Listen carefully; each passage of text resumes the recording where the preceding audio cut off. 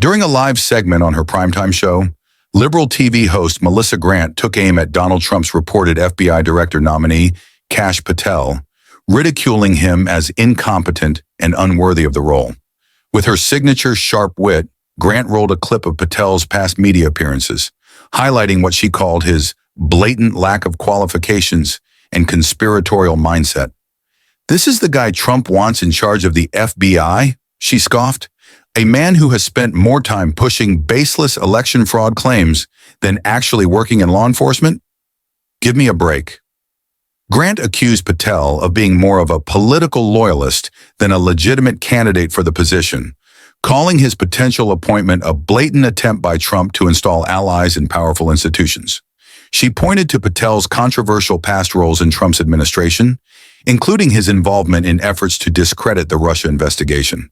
Her remarks quickly sparked backlash from conservative commentators, who accused her of unfairly attacking Patel.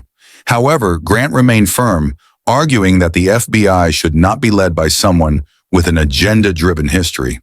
If Trump wants a yes man, she concluded, he should at least pick one who knows what he's doing. President Trump sat in the Oval Office, his eyes fixed on the television screen as the clip of Melissa Grant mocking his FBI director nominee, Kash Patel, played out. The room was tense, the air thick with anticipation. Trump's expression darkened as he listened to Melissa's biting remarks, calling Patel incompetent, unworthy, and unfit for the role. His hands clenched into fists and his jaw tightened. This wasn't just an attack on Patel. It was a direct challenge to Trump's judgment and leadership. Trump leaned back in his chair, his mind racing. He had always been fiercely protective of his team, especially those who had proven their loyalty and dedication to the country. Kash Patel was one of those people, a man who had served with integrity and earned Trump's trust. To see him ridiculed on national television by a liberal TV host was unacceptable. Trump's voice broke the silence, low and firm. "She just called my guy incompetent," he said, his tone dripping with disdain. The aides in the room exchanged nervous glances, knowing what was coming next. Without hesitation, Trump picked up the phone and dialed Kash Patel. "Did you see what that disgrace of a woman just said about you?" he asked, his voice steady but laced with anger. Patel, calm and composed, confirmed he had seen the clip. Trump's response was immediate and decisive. "That's not good enough," he said, his voice rising. "Shut her down." The order was clear, and within minutes, the machinery of Trump's influence was set into motion. His loyal base, already fired up by the clip, unleashed a storm of outrage on social media. Hashtags like #Fire Melissa Grant began trending, and conservative voices across the country demanded accountability. Advertisers, pressured by Trump's team, started pulling their sponsorships from Melissa's network. The backlash was swift and brutal, leaving no room for recovery. Trump watched the chaos unfold with a sense of grim satisfaction. He had sent a clear message: attack his people, and there would be consequences. For Trump, this wasn't just about defending Kash Patel. It was about upholding respect for those who served the country and ensuring that loyalty was rewarded, not ridiculed. As the storm raged on, Trump leaned back in his chair, confident that justice had been served. Melissa Grant had picked the wrong fight, and now she would pay the price. Following liberal TV host Melissa Grant's scathing critique of Donald Trump's reported FBI director nominee, Kash Patel, social media erupted with outrage. Conservative voices immediately took to platforms like X, formerly Twitter, calling her remarks not only disrespectful, but a blatant example of media bias. Hashtags such as #Fire Melissa Grant and Stand with Kash began trending within hours, with many demanding accountability for what they saw as an unprofessional and unfair attack. Fox News hosts and right-wing commentators wasted no time in amplifying the backlash. Prominent conservative figure Tom Reynolds posted, "Melissa Grant's arrogance is on full display, mocking a highly qualified nominee just because he's not part of the liberal establishment? Disgraceful. Fire Melissa Grant." Others accused her of using her platform to push partisan narratives, arguing that her comments were a deliberate attempt to undermine a potential Trump administration. Supporters of Patel pointed to his past work in national security and the Justice Department, rejecting Grant's characterization of him as a political loyalist. Some even called for a boycott of her network, claiming it had crossed a line by allowing such rhetoric to go unchallenged. The controversy escalated as clips of Grant's segment circulated widely, with conservative media framing it as another example of mainstream media's hostility toward Trump and his allies. Some right-wing activists even encouraged viewers to contact the network's advertisers, pressuring them to pull their sponsorship. Grant, however, appeared unfazed by the uproar. Addressing the controversy in a follow-up segment, she defended her comments, stating, "I criticized Kash Patel's record, not his political beliefs. If calling out unqualified people for powerful positions gets me fired, then so be it." She dismissed the backlash as an attempt to silence critics of Trump's administration, emphasizing that journalism should hold public figures accountable. Despite her defiance, the pressure on her network continued to mount. Executives reportedly held internal discussions on how to handle the controversy, with some sources suggesting they might issue a statement clarifying Grant's remarks. Meanwhile, Patel himself responded on X, writing, "The left-wing media is terrified of truth. I won't be bullied by their lies." As the debate raged on, the incident underscored the deep political divide in the country, with both sides using it as fuel for their ongoing battle over media credibility and bias. Whether Grant would face real consequences remained to be seen, but one thing was clear: the controversy was far from over. As the backlash against Melissa Grant intensified, her network found itself in an increasingly difficult position. Major sponsors began distancing themselves from her show, with several pulling their advertisements in response to the mounting pressure from conservative activists.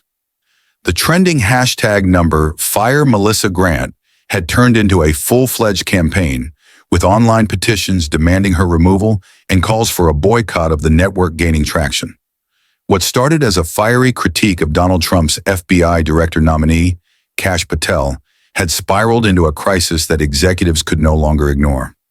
Reports surfaced that high-level meetings were taking place within the network, with leadership debating whether to issue a public statement or take disciplinary action against Grant.